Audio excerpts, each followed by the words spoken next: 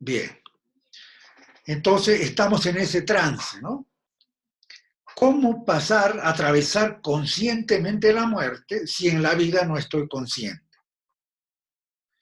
¿Cómo mantener la memoria en las otras vidas, ¿no? En la vida molecular, en la vida electrónica, si ahora no soy consciente? ¿Cómo? La única clave es esa, ¿sí? Entonces, luchando por la conciencia, ¿no?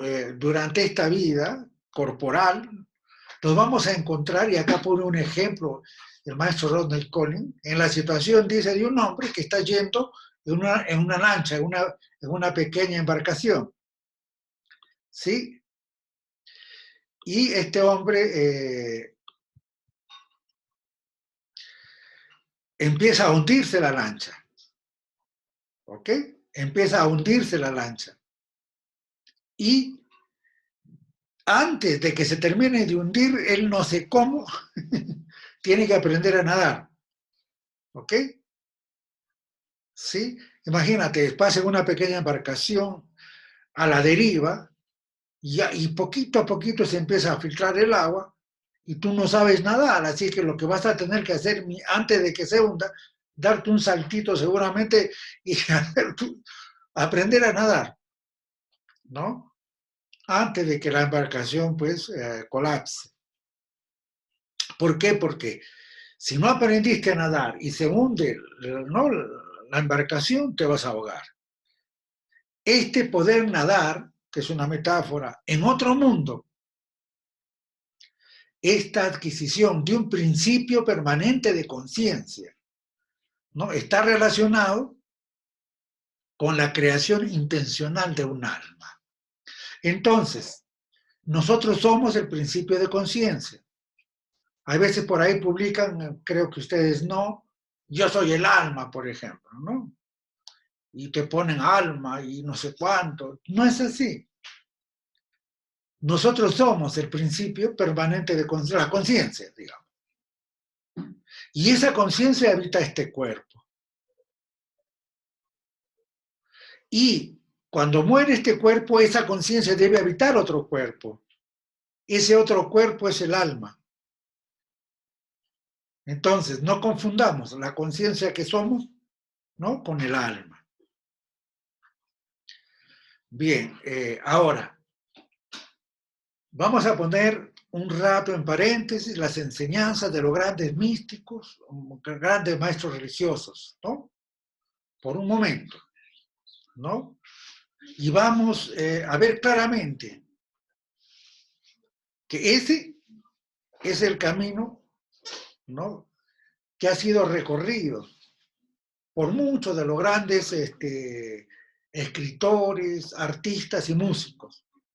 Esto de la fijación del principio permanente de conciencia. ¿Ok?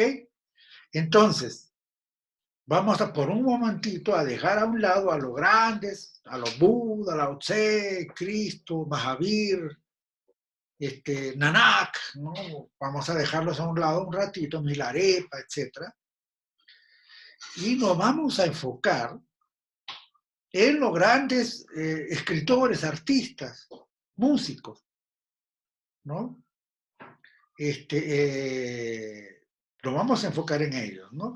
¿Por qué? Porque este camino, para salir de la recurrencia, ellos también lo han comenzado. No de una manera como lo puede hacer pues una persona que está en una escuela evolutiva, pero lo han empezado igual, ¿no? Entonces ellos tenían un secreto que no podemos comprender, ¿no? Si es que no admitimos esa posibilidad de crear de ser conscientes en esta vida. Ellos también lo han hecho a su manera. Eso es lo que estoy diciendo, ¿no? En las obras de Shakespeare, por ejemplo, algo conocerán, ¿no? Sentimos un tremendo increscendo de comprensión de todas las debilidades humanas, de todas las pasiones humanas, las luchas, las aspiraciones. esperanzas, temores, sacrificios. Y Shakespeare, él tenía una comprensión profunda de todo ello, ¿no? Y esto solamente podía surgir del descubrimiento de todos esos aspectos en él mismo. Cuando él habla de Otelo, por ejemplo, y los celos, de la traición de Lady Macbeth, en fin, de la enfermedad del pensamiento de Hamlet, ¿no? En fin, de esa pasión profunda de Romeo y Julieta, etc., o la locura de poder de Ricardo III, en fin. Cuando Shakespeare escribe sobre eso, es la más honda perfección del conocimiento de la naturaleza humana, en esencia. Pero, ¿por qué? Porque, es decir, perfección absoluta en su creación. Pero esa comprensión de las pasiones, sueños, esperanzas, temores humanos, solamente puede surgir de alguien que ha visto eso en sí mismo, es decir, de su autoconciencia, ¿no? Al mismo tiempo, al percibir y expresar, ¿no?, tan vívidamente todas las pasiones mortales, sentimos que algo en Shakespeare se ha separado gradualmente de ellos, recordándolas todas y sin embargo permaneciendo aparte. Es decir, él crea personajes con todas las pasiones humanas, ¿sí? Pero él al mismo tiempo ha tenido que percibir en él esas cosas, pero ha podido separarse, objetivizarla, plasmarla a través de sus obras, ¿no? Por ejemplo, en Julio César, en Macbeth, Hamlet, Ricardo III, vemos retratado, ¿no?, con muchos rostros a ese mismo hombre que vive a través de los más grandes sufrimientos y tragedias que la vida puede traer, y en el cual, sin embargo, algo comienza ya a existir aparte de ellos y aparte de sus propios sentimientos humanos respecto a ellos. En fin, en este mismo poder, ¿no?, que da a todos sus personajes,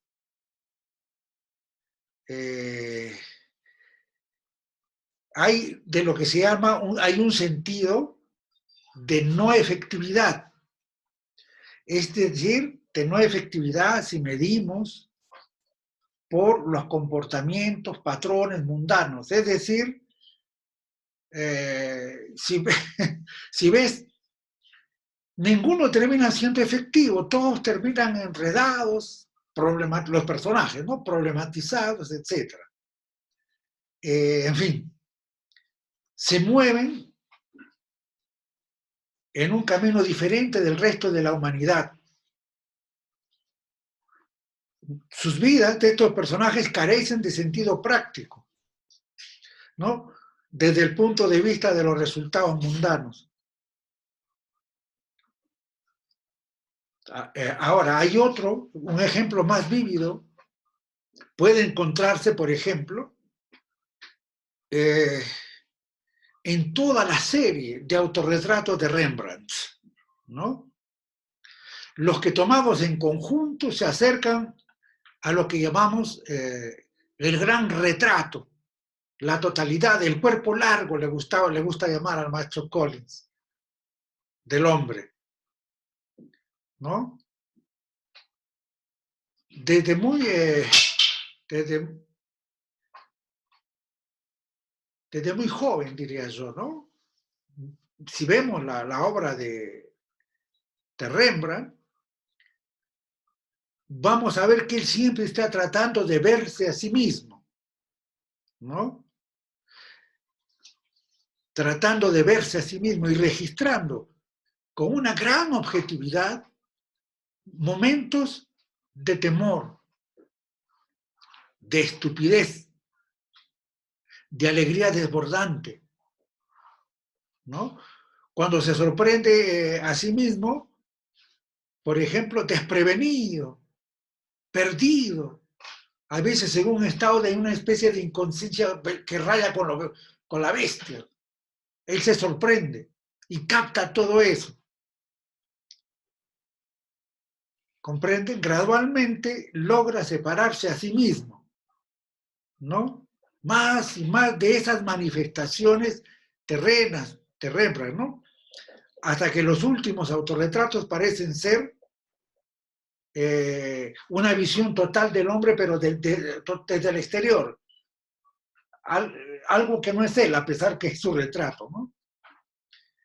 Se tiene una impresión,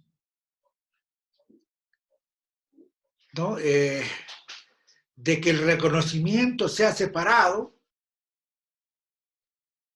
¿no? De la humanidad, de esa frágil humanidad, y de que Rembrandt se recuerda a sí mismo y de una manera absolutamente distinta, ¿no? A aquella que lo hacen las personas comunes. Porque hemos hablado de una especie de autoconciencia del hombre común. La autoconciencia del hombre común es de tipos inteligentes, intelectuales, pensadores, etcétera, que son, ¿no? Tienen una inteligencia y una autoconciencia, pero no es el despertar del sí mismo, ¿no? Cualquier persona tiene rasgos, chispazos, vislumbres de una autoconciencia, pero a eso yo le llamo autoconciencia egoica, ¿no? En fin, continuando entonces, hay otro aspecto de este mismo proceso, ¿no? Uno de los requisitos para escapar de ciertas condiciones de vida, de ciertas limitaciones físicas, es que todos o la mayor parte de las posibilidades, pese a, o sea, a todas las limitaciones, estamos hablando de estos artistas, deben cumplirse cosas, a pesar de, ¿no? A pesar de estas limitaciones, sufrimientos y cosas que ahora vamos a profundizar. Los hombres comunes, silvestres, ordinarios, están condenados a la repetición de sus vidas. ¿Por qué? Porque todavía no han comenzado a hacerse conscientes de las posibilidades, ¿no?, que estas vidas contienen. Es decir, una y otra vida para hacerse conscientes. Si están esperando que lo van a hacer los pleiadianos, los anunnakis, etcétera, entonces ya están fuera de juego. Ese es un trabajo personal que requiere esfuerzos sobre esfuerzos, ¿no?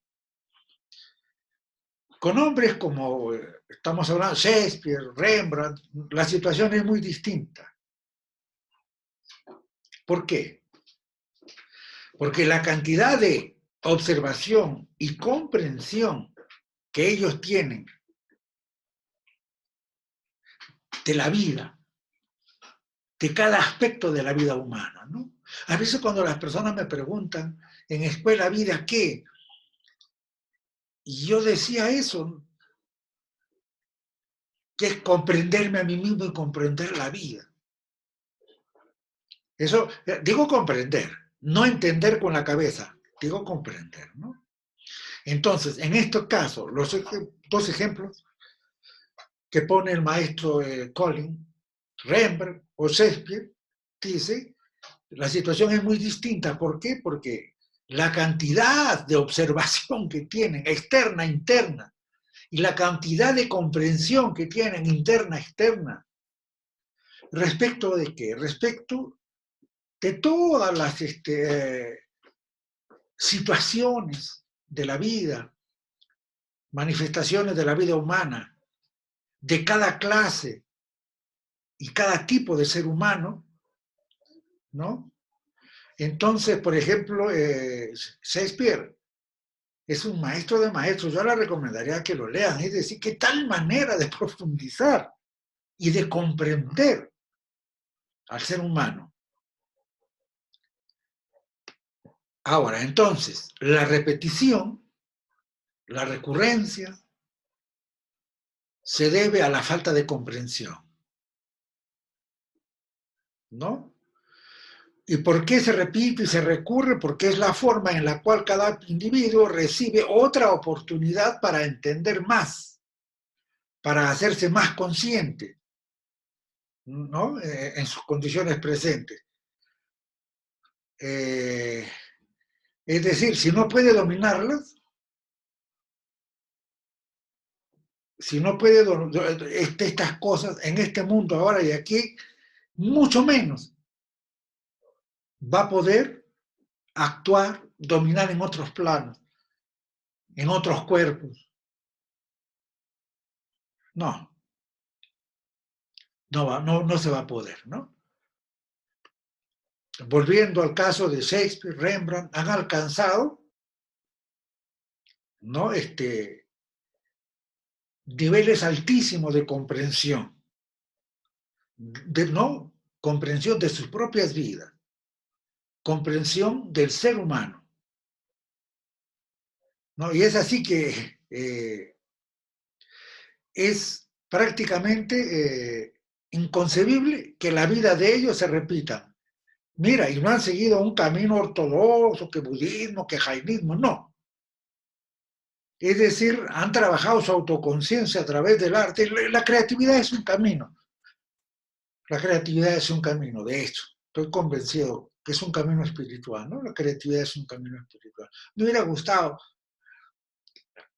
hacer una línea de ese camino, pero bueno, como no hay mucha información, hubiera terminado inventando cosas y no quiero.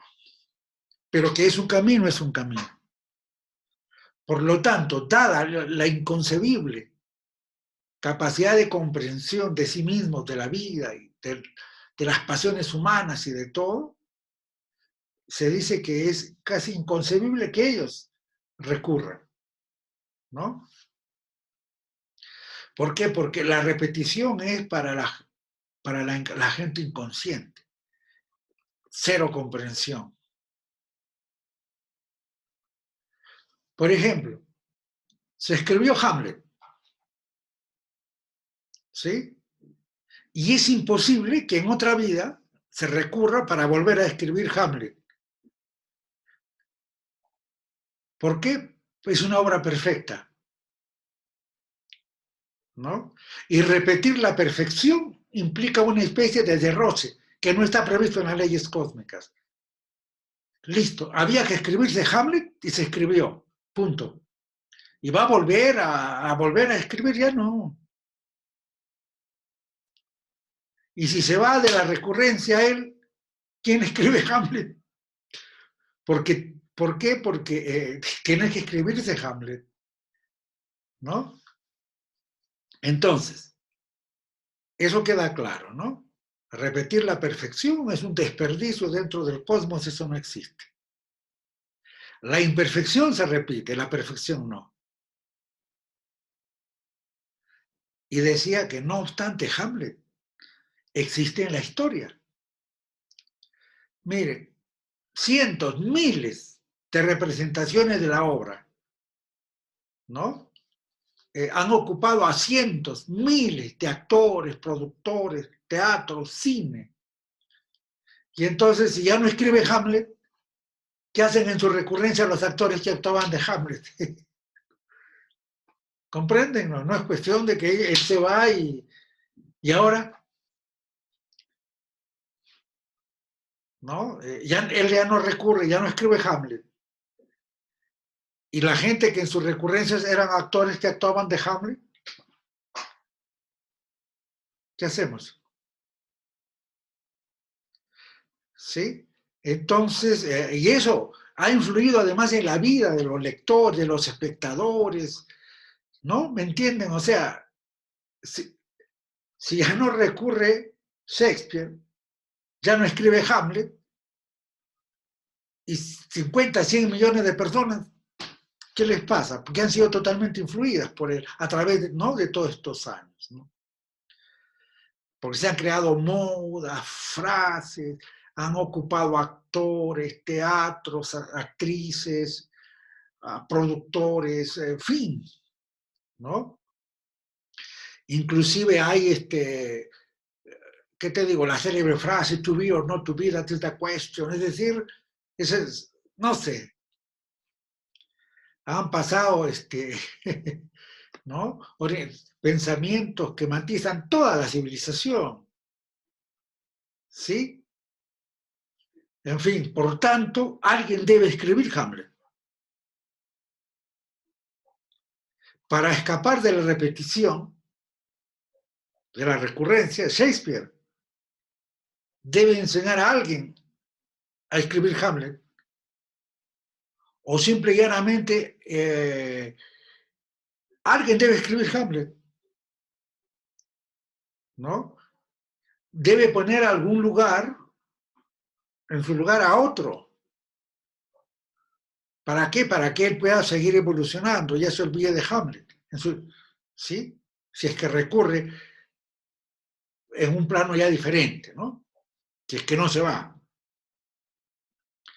Entonces acá hay algo interesante. Algo de eso ha empezado a ocurrir. ¿Cómo así? Porque las obras de Hamlet se le atribuyen a Bacon, ¿me entiendes? Y hay una controversia, o sea, empiezas a borrarse la historia, así. Entonces va a llegar el momento que Bacon la escriba, pues, cosas así, ¿no? ¿Y cómo llegaron esos hombres, ¿no? A esa extraña situación en los límites de la libertad, diría yo, ¿no? ¿Cómo llegaron ahí a empezar a liberarse de la rueda?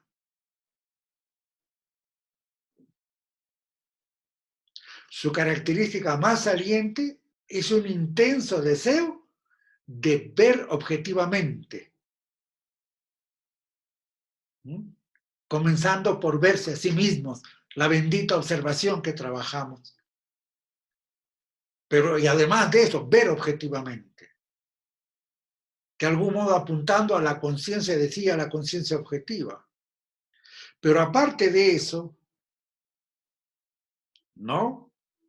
Aparte de eso, cuando uno estudia la vida de Dostoyevsky, Chekhov, el propio Rembrandt, Beethoven, etcétera,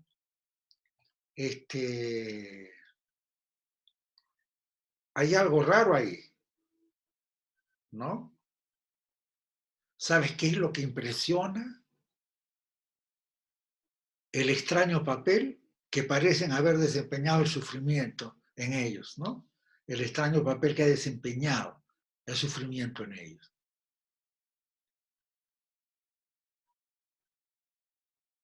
A estas alturas del partido, ¿no? A estas alturas del partido,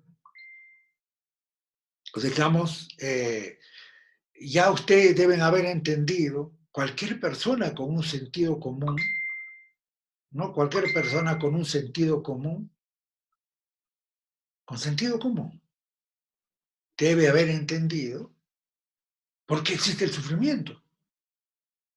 Claro, que nos alejamos del rayo de creación, que las órdenes, todo lo que tú quieras, pero ¿por qué el sufrimiento?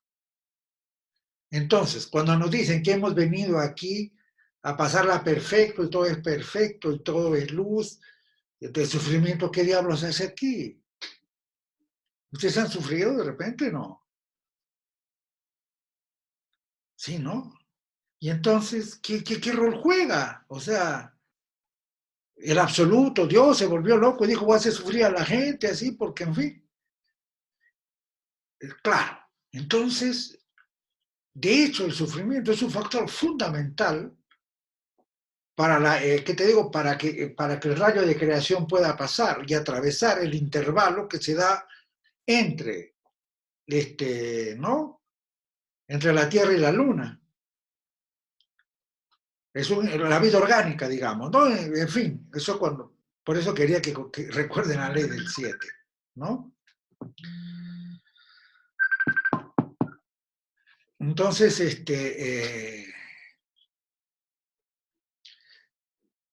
eso es en general. Y en modo específico, ¿no? De modo específico, para el despertar, el sufrimiento tiene un rol sumamente importante. En otro momento hablar exclusivamente del sufrimiento, ¿no? Exclusivamente del sufrimiento.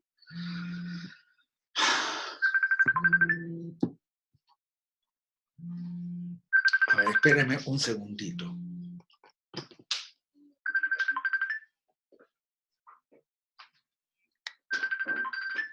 Bien. Está que... Pásale la voz a Lore. Bien. Entonces,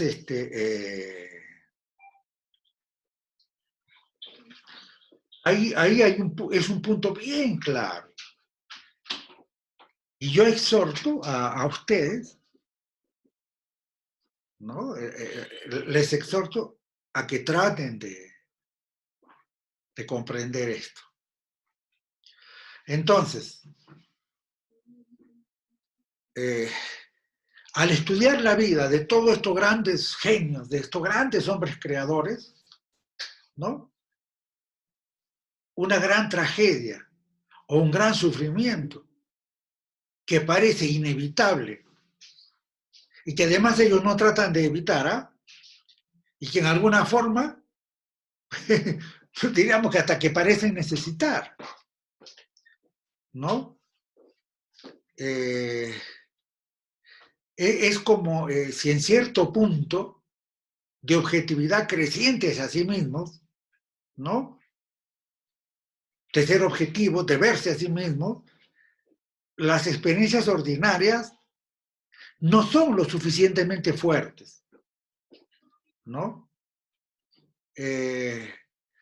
Nada que no sea el sufrimiento es una prueba suficiente para su fuerza adquirida. Entonces ya acá salimos ¿no? de la cuestión humana, melodramática, que sufrimiento, que pobrecito, para decir, el sufrimiento tiene un rol acá. Y no es que ellos lo creen, existen las condiciones del samsara, ¿no? En fin, ya lo dijo el Buda, todo es dukkha, todo es sufrimiento, ¿no? Pero al mismo tiempo, todo es sufrimiento para que todo sea despertar, porque a nadie le regalan el despertar. No es con creencias que yo despierto, es trabajo, esfuerzo sobre esfuerzo. Bueno, pero continuemos con esto, ¿no? Ahora, y este sufrimiento se hace más intenso cuando las personas, de todos estos grandes genios creadores, he dejado por un momento en paréntesis a los maestros espirituales. Estamos hablando de genios creadores, ¿no? Y esto se hace más fuerte cuando se aproximan a la muerte, ¿no? La vida de Rembrandt, ni qué decir, trágica totalmente, pero en fin, su vida. Pero en cuanto a su creación, él tuvo una magnífica carrera. Pero, ¿cómo murió él? Murió enfermo, absolutamente solo, olvidado, en nada, o sea, cero reconocimiento. Beethoven, sabemos que se volvió sordo siendo músico. Sabemos que, imagínate, un músico y ser sordo. Pero no solamente eso, ¿cómo murió? Sordo, destruido, desamparado, abandonado, ¿no? En una especie de fonda, le encargó a un al mozo, ¿no? Que no medio borrachín, él estaba prácticamente agonizando, le suplicó para que vaya a traer un médico, y el otro se fue a emborrachar, y lo dejó y se murió, ¿no? En el caso de León Tolstoy, no sé si lo conocen, autor de Ana Karenina, La Aurora Rusa, eh, ¿sí? León Tolstoy, ¿él cómo murió? Murió hace una noche en una estación provinciana de un ferrocarril, porque él quiso emprender un viaje al Tíbet, él era bien sabio también, ¿no? A los 82 años él quiso para ir al Tíbet, pero no en una estación de tren y listo. Newton, Sir Isaac Newton, este, o George Cantor, el creador de las matemáticas transfinitas, o el propio Sir Nietzsche, ¿no? Murieron las personas los tildaba de locos, ¿no? Van Gogh, Van Gogh que pintó 500 cuadros, vendió uno, se murió de hambre y loco, él se suicidó, no, él fue el suicidado por la sociedad, ¿no? Fin, entonces todos estos grandes pasan eso. El sufrimiento tiene un rol ahí, ¿no? Ahora, ciertamente es que la muerte de todas maneras es un momento doloroso, trágico y solitario, porque te mueres solo, ¿no? Te pueden rodear 100 personas, pero tú te vas solito, ¿no? Pero en estos casos que he citado, la tragedia y el sufrimiento parecen jugar un papel bastante distinto al que juegan los hombres comunes, ¿no? Las personas comunes no es que no sufran, sino sufren por gusto, pendejamente, como dicen los amigos mexicanos. Imagínate, sufren lo mismo por gusto, para volver a sufrir en la otra vuelta. No te pases, ¿no? Sufren inútil y vanamente, ¿no? Por lo tanto, es por eso que la gente desesperadamente trata de huir del sufrimiento y alcanzar el placer. El placer del cuerpo, el placer de la emoción, el placer de la mente, o sea, la felicidad, perdón. Pero la felicidad del cuerpo es placer, la felicidad del corazón es alegría, la felicidad de la mente es felicidad entre comillas. Desesperados, huyendo. ¿Y acaso se escapa alguien del sufrimiento? Nadie se escapa, ¿no? Eso es en las personas comunes, ¿no? En las personas comunes. Huir del sufrimiento totalmente para buscar la felicidad. Y por paradoja, se vive más infeliz, porque no se comprende, no hay conciencia, pues. Buscando la felicidad afuera. ¿Hasta cuándo? ¿Hasta cuándo? Pero en fin, en el caso de estos grandes hombres, el sufrimiento no es evitado, ¿no? En fin, y hay veces hasta lo buscan, ¿no? Simplemente, ¿no? Porque es la cosa más dura con la que el hombre tiene que luchar, el sufrimiento, ¿sí? Eso lo sabemos. Y la más grande prueba de sus poderes adquiridos, de su fuerza adquirida, ¿no? Y el gran poder de separar su conciencia del cuerpo, de las manifestaciones corporales, separarse, mirarla desde arriba, o sea, desidentificarse totalmente del cuerpo y de la mente, diría yo, ¿no? Y entonces, si no puedes, el sufrimiento es. Ahora, había puesto en paréntesis a los maestros espirituales, a los guías, maestros espirituales, religiosos, pero hablemos de ellos algo, ¿no? Cuando llegamos a estos grandes maestros religiosos de la humanidad, encontramos en estos sufrimientos deliberados, ¿no? Llevados a extremos desde el punto de vista del hombre común ordinario, ¿no? Dice, oh, llevado a extremos, es incomprensible. No lo comprendemos en realidad, por mucho que pretendamos ser sabios, pero no comprendemos por qué diablos sufren. Por ejemplo, Jesús el Cristo es llevado ante Poncio Pilato y él, si quería una sola palabra, y cambiaba todo. Y él no hace nada por evitar la crucifixión.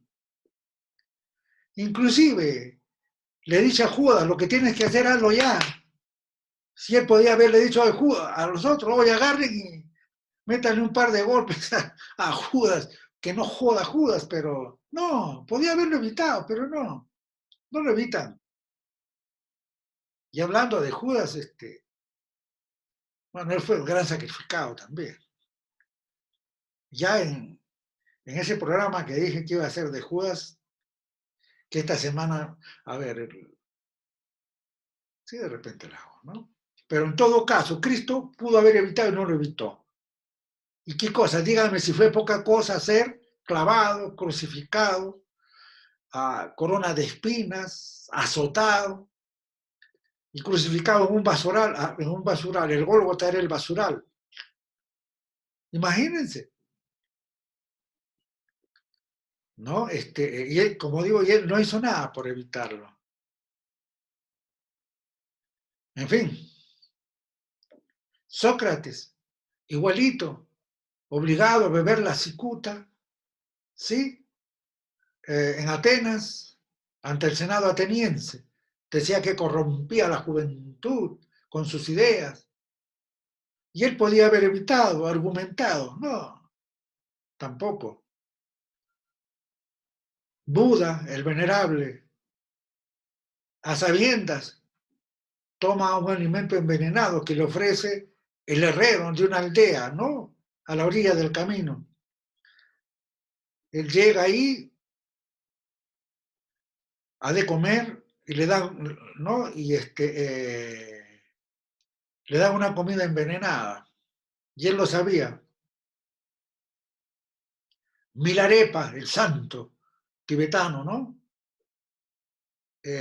Un erudito de esos, un pandit celoso, eh, ¿no? Él, ese pandit, le promete a su amante una turquesa a cambio que le dé al sabio, a Milarepa, un platillo envenenado, ¿no? Y cuando ella le va a dar, Milarepa le dice, oye, anda, primero cobra lo que vas a cobrar, no te van a pagar. Y yo me tomo, después ya como el veneno, o sea, y acepta deliberadamente el platillo, ¿no? Entonces, para nuestra mentalidad no entra, pues, honestamente, ¿no? No. Pero en cada uno de estos casos parece claro, a través de las versiones no, de los narradores, que la muerte va acompañada de una agonía terrible, prevista, con claridad, deliberadamente provocada, podríamos decir, ¿no? Deben de tener muchos significados tales sufrimientos. La mayoría permanecen incomprensibles, honestamente, para nosotros. Sin embargo, ¿no? De acuerdo a lo que hemos dicho, la posibilidad de escapar del ciclo de vidas humanas, ¿no? De escapar de la recurrencia, llevando con nosotros una plena conciencia y memoria a través de la muerte, ¿no? La clave sería ¿no? En el mundo electrónico. Y cómo la conciencia porque es demasiado fuerte, dijimos, la experiencia, ¿no?, de la muerte, cuando se pasa al cuerpo molecular, luego al cuerpo electrónico, es demasiado. Entonces, un sufrimiento de ese nivel lo puede hacer, ¿sí? Entonces, lo que están diciendo es, para poder atravesar las llanuras de la muerte, como me gusta decir, de una manera consciente y poderosa, la única posibilidad que tenemos es el sufrimiento, ¿no? En el caso de los grandes es intencionalmente, ¿no?, buscado. Sufrimiento intencional se llama, consciente. Si pueden, lo evitan, pero ellos no lo evitan, ¿no? En fin, aquí, en esta tierra, habría que comprobar de antemano la capacidad para resistir, ¿no?, estos terribles choques, desventuras que el mundo humano nos puede dar. Entonces, yo te estoy compartiendo las enseñanzas sagradas. Te estoy tratando de decir, mira por dónde va. No es como creen muchos la cosa fácil, que por una conjunción planetaria o por o no sé, que se abre un agujero en la quinta, el agujero 5M, ¿no? O sea, si crees que es así, igual yo cumplo con decírtelo, ¿no? En fin, entonces, desde este punto de vista, ¿no?, el incurrir deliberadamente en grandes sufrimientos, precisamente antes de la muerte, de eso es para acostumbrar a la conciencia a tales choques y así permitir resistir la transición final, el momento de la muerte, sin flaquear, ¿no? El dominio sobre el gran dolor le da intensidad, se dice, al vuelo, ¿no? Le da la intensidad, nos da el vuelo necesario para continuar ya separados del cuerpo, porque nosotros somos la conciencia y la conciencia está separada, no tenemos que ver nada con el cuerpo, bueno, vivimos ahí, pero la separación del cuerpo es bien doloroso también, y sobre todo cuando hay enfermedades y cosas por ahí, peor todavía, ¿no? Entonces el sufrimiento es el medio principal por el cual una parte, ¿no?, la parte de la conciencia puede separarse conscientemente, obviamente, del cuerpo, ¿no? Y el sufrimiento ayuda. No sé si nosotros tomamos conciencia con el dolor. Dígame, en este momento, ¿ustedes son conscientes de sus muelas? No, ¿no? Y cuando te duele, por primera vez pasa a existir tu muela. Ay, dices, que eres consciente de tu estómago, ¿no? Y cuando te duele, existe. Exactamente. Si se dan cuenta, es ahí. No debía ser por las buenas, pero bueno. En fin. Entonces, lo cierto es que en el momento en que se separa, ¿no?, la conciencia, el principio de conciencia que somos del cuerpo, por eso les decía, no, nada que somos el alma, olvídate, el alma. Pero así, ¿no?, las personas hacen sus fabulaciones, sus inventos. Pero en todo caso, la separación o división, o sea, cuando se lleva lejos, cuando yo aprovecho el dolor, el sufrimiento, inclusive el dolor físico, etcétera, eso libera una tremenda cantidad de energía emocional, ¿no? Es como cuando se libera la energía del átomo y se produce la bomba atómica, ese tipo, es igualito. Exactamente, es la liberación de la energía que el hombre logra, ¿no?, cuando se separa del cuerpo, ¿no? del ego que está bastante ligado al cuerpo, porque el ego en el fondo es el escudero del cuerpo, defiende a través de lo que es natural, el mecanismo de defensa, el miedo, a través del principio de placer para la sobrevivencia, deseo. Eso obviamente se distorsiona con la mente, la cultura, etcétera, etcétera. Pero la cosa es que nos separamos de eso, ¿no? En el caso del hombre, el sufrimiento intenso, ¿no? Totalmente dominado, eso sí dominado. El sufrimiento dominado, el sufrimiento dirigido, ¿no? Parece proveer el único choque de intensidad requerido, es decir, no hay otra forma, ¿no?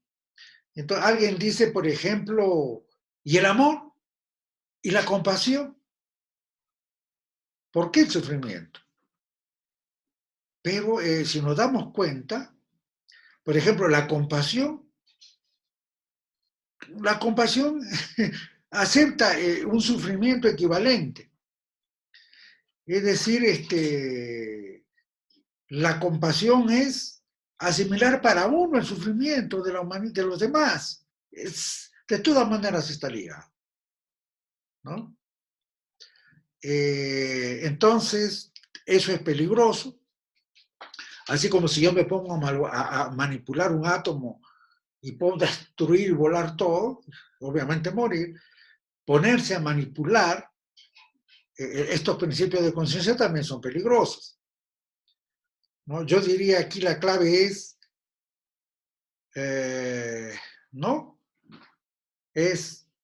La clave es renacer. Y ustedes hablan, bueno, algunos hablan de cambiar, pero bueno, ya, renacer. Ay, el cambio, el cambio, el cambio. Listo, el cambio. Quieres renacer, pero para renacer tienes que morir primero. Y para morir debes despertar primero.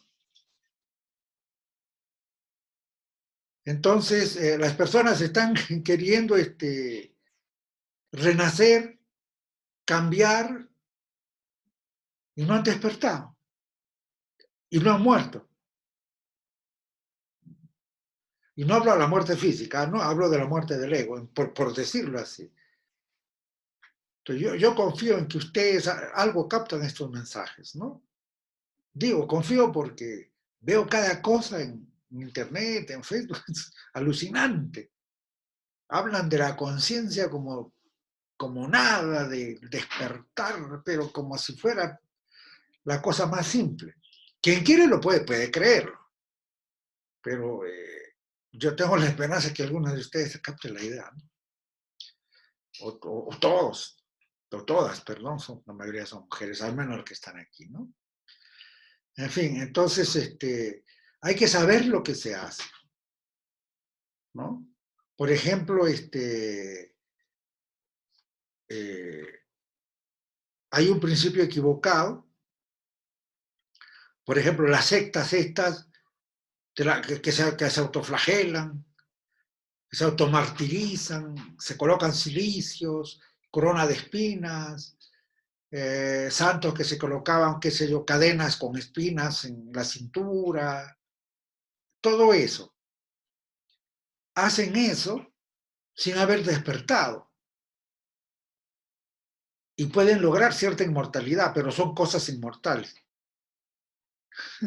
Más valdría no haber hecho nada. ¿Por qué? Porque lo único que están haciendo es mutilar su organismo psicofísico. Y en ese esfuerzo, en ese dolor, en ese sufrimiento, logran de repente crear algún principio eterno, por decirlo así, pero sin despertar. Hay que saber lo que se hace, ¿no? Esto es uno de los resultados no más terribles de la experiencia prematura.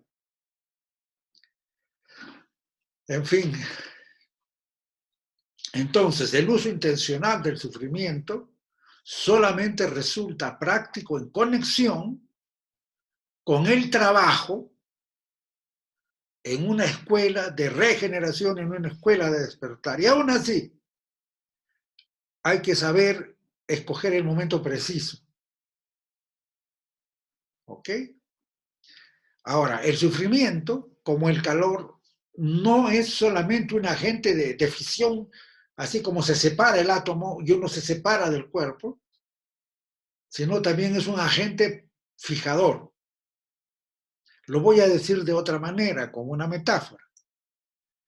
Entonces, a mí me dicen, a ver, Jorge, tú vas a atravesar las llanuras de la muerte, sí. Entonces, ¿tú quieres recordar en otras vidas para de una vez ya salir del samsara? Sí, perfecto. Entonces me dicen, trata de estar lo más despierto posible durante toda tu vida, es decir, filma tus películas. O una película si quieres, o si quieres, digo película. ¿Por qué? Porque filmo con el oído, con el olfato, obviamente con la vista, todo. Bueno, ya, filmo mi película. Y suponiendo que yo ya filmé mi película y tengo mis rollos acá, ¿no? Los rollos de película. Digo, ya la filmé. Y entonces digo, ahora me muero y a la siguiente voy a recordar todo esto. Y me mando. Atravieso las llanuras de la muerte y no me acuerdo. Y digo, oye, pero yo he filmado la película. Me dijeron, sí, pero el intenso fogonazo que es la luz de la muerte, o sea, el pasar la muerte, el mundo electrónico, etcétera, ha velado la película. ¿Por qué? Porque tú traías solo los negativos. Si tú quieres que no se destruyan los negativos, tienes que revelar, fijar la película. Vamos a emplear la palabra fijar. Allá, o sea, yo vivo, sí, vivo todo. Como por ejemplo el gran Uspensky, discípulo de Bourdieu. Vivió tan conscientemente todo. Y él dijo, si yo paso a través de la muerte, se me va a velar. Es decir, por gusto he estado consciente casi toda mi vida. ¿Cierto? Entonces, ¿qué es lo que hay que hacer? ¿No? ¿Qué es lo que hay que hacer? Y ahí nuevamente entra a tallar esto, el sufrimiento. Nuevamente entra a tallar el sufrimiento, ¿no? En fin, por ejemplo, yendo a lo de Ouspensky, o tal vez retrocediendo un poquitito. Entonces,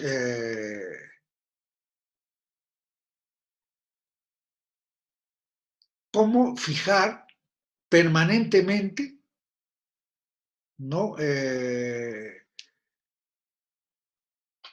Con toda la conciencia que he vivido, ¿cómo hago algo para que, porque ya, ok, yo soy consciente en esta vida, esa es la mitad, la otra mitad es este, fija, ¿no? Fija, y el gran fijador para que la película no se vele es, repito, el sufrimiento, ¿no?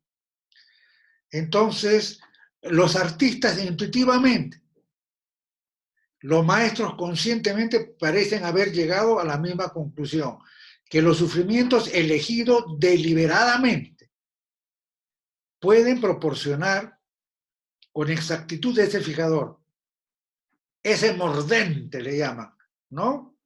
Con el cual las lecciones aprendidas en la vida pueden fijarse en forma indeleble, ¿no? En el material del ser humano.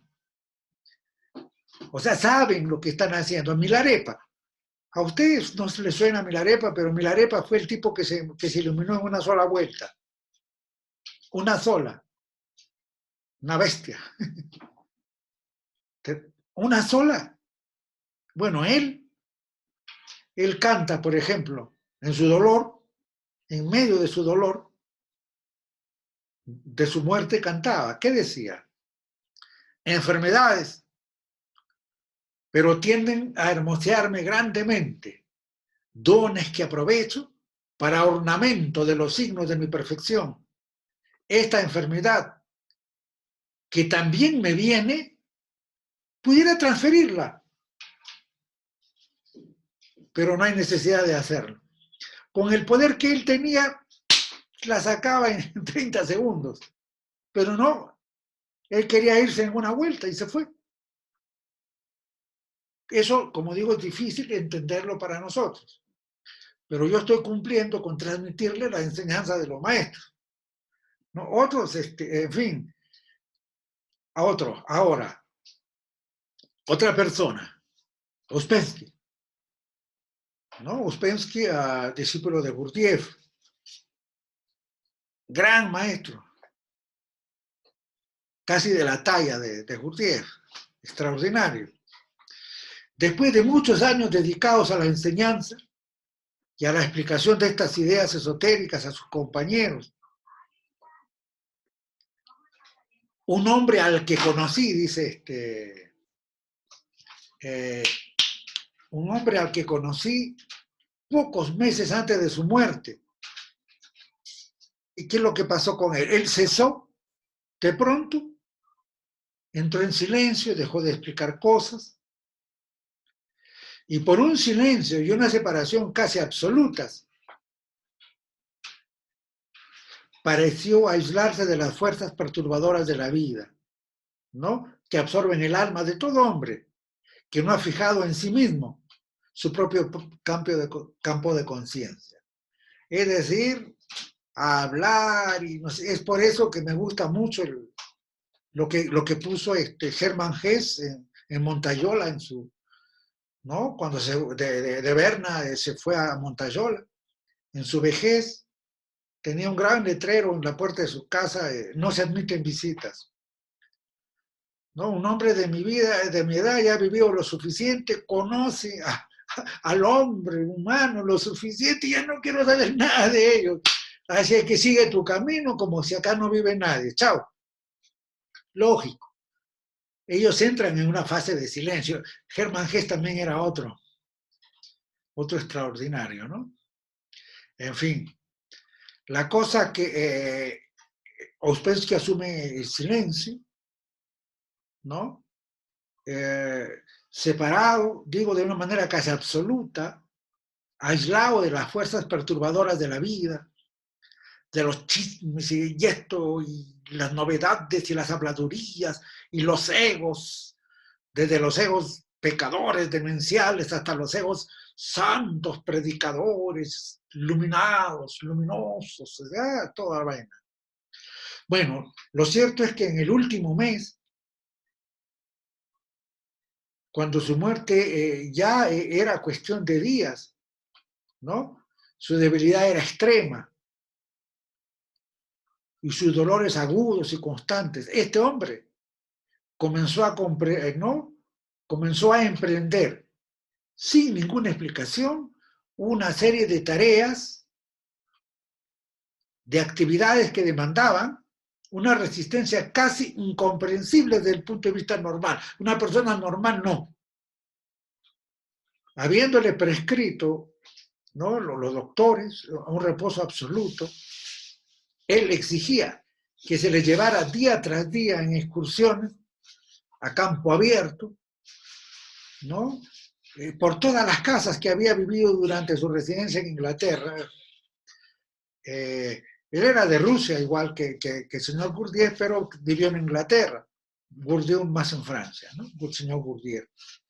En esas excursiones no comía, no bebía, y cuando regresaba a 11, 12, 1 de la noche, permanecía toda la noche sentado en su automóvil en la oscuridad y el frío. Cuando ya casi incapaz de dar un paso, ¿no? Ya no podía, obligaba a su cuerpo moribundo a caminar torpemente durante 1 hora continua por caminos accidentados. Le obligaba a levantarse a la madrugada, vestirse, ascender y descender largas escaleras, ¿no? Hacía día, de la noche hacia el día, un día, ¿no? Y él requería a sus compañeros, gente que estaba sana, joven, con la justa le podían seguir. No podían soportar lo que estaba haciendo, ¿no? Entonces, yo quisiera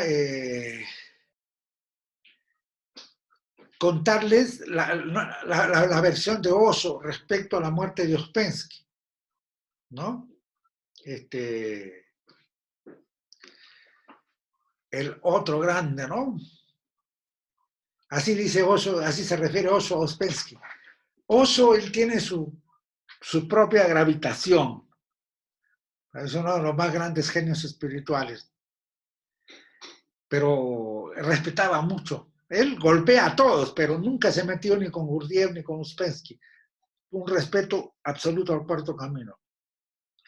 Miren cómo habla el de Uspensky, ¿no? Decía, hace algunos años murió un hombre llamado P.D.O. Uspensky, Peter Demianovich Uspensky. Era un gran matemático ruso. Es la única persona que ha realizado en este siglo una amplia serie de experimentos relacionados a la muerte, con la muerte. 3 meses antes de morir cayó gravemente enfermo. Los médicos le recomendaron que guardase cama, pero a pesar de ello realizó un trabajo tan increíble que resulta inimaginable. Esto ya lo relaté, pero no dormía por las noches, viajaba, caminaba, corría, siempre estaba moviéndose. Los médicos estaban escandalizados, le decían que necesitaba descanso absoluto.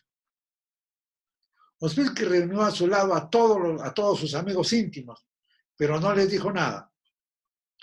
Los amigos que convivieron con él en sus 3 últimos meses de vida dijeron más tarde que habían visto por primera vez ante sus propios ojos a un hombre que aceptaba la muerte en estado consciente. Le preguntaron por qué no seguía los consejos de los médicos y Uspensky respondió: quiero conocer el dolor de todo tipo, no sea que el dolor de la muerte sea tan grande que me deje inconsciente. Quiero pasar por todos los dolores antes de la muerte para adquirir una resistencia que me permita estar completamente consciente cuando llegue la muerte. De modo que durante 3 meses realizó un esfuerzo ejemplar, ¿no? Pasando todo tipo de dolores. Sus amigos han dejado escrito que cuando los más sanos y fuertes se cansaban, Uspensky seguía en actividad. Los médicos insistían en que necesitaba reposo absoluto, pues de lo contrario podía sufrir grandes daños, pero él no le hacía caso, ¿no? La noche en que murió Uspensky, no dejaba de pasearse por su habitación.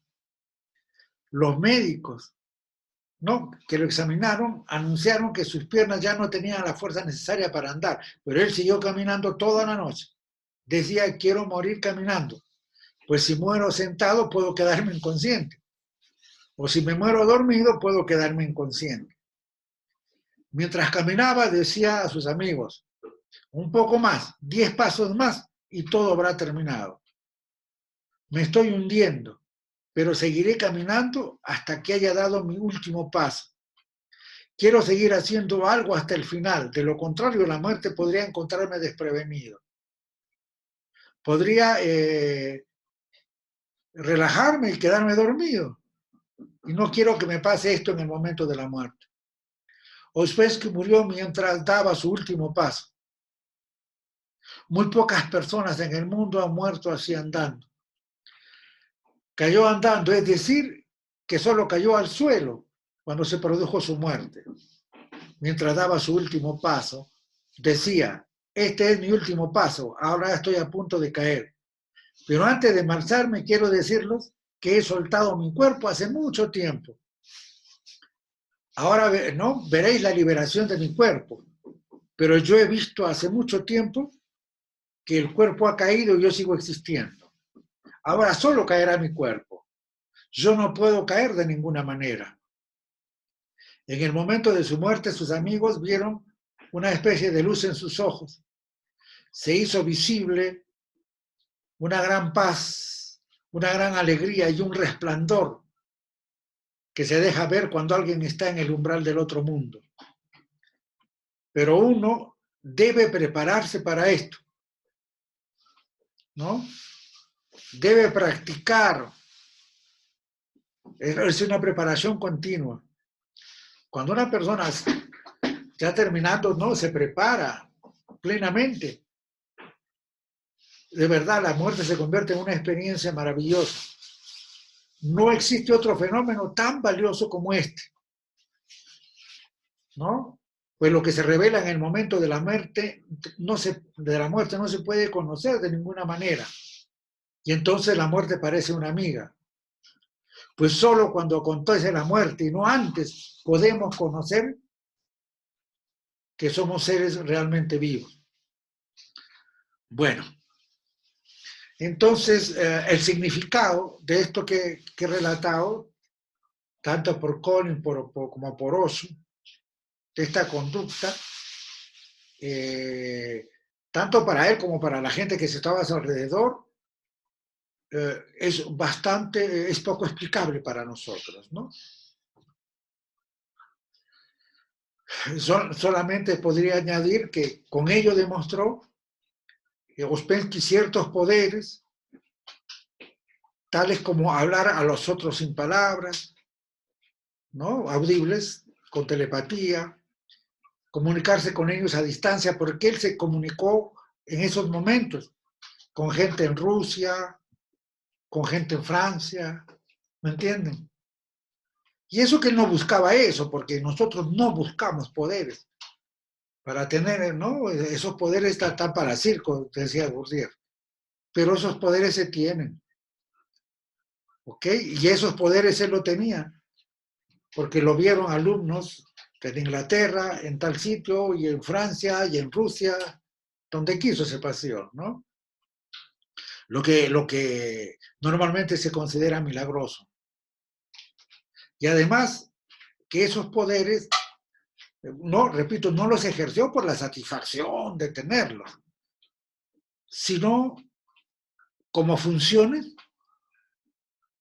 de otro estado de conciencia, ¿no? Y en relación con alguna tarea ejecutada, ¿no? En algún otro mundo, o alguna tarea por hacer. Algo muy especial para decirle al alumno que estaba allá o al que estaba en Rusia, o sea, cosas muy importantes, no por gusto, no para hacer una exhibición. Entonces, los sufrimientos pertenecen a la naturaleza del cuerpo físico u orgánico, ¿no? Y es el temor a ellos el que ata al hombre a la mortalidad. Si quieres irte desprendiendo del cuerpo, no temas el sufrimiento ni el dolor. Ve quitándole eso.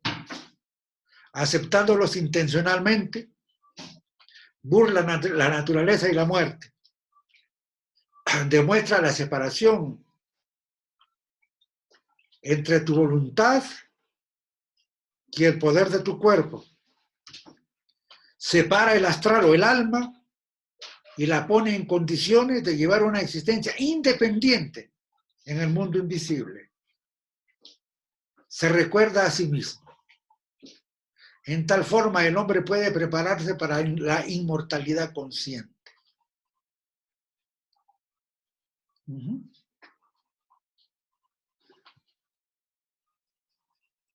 Y aquí lo dejamos.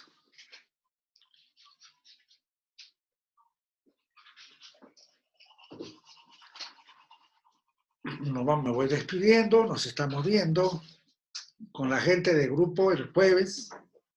Sí, señor. ¿Qué más? Ya al final les voy a decir, bueno, otras cosas. El jueves tengo un preestreno. ¿Okay?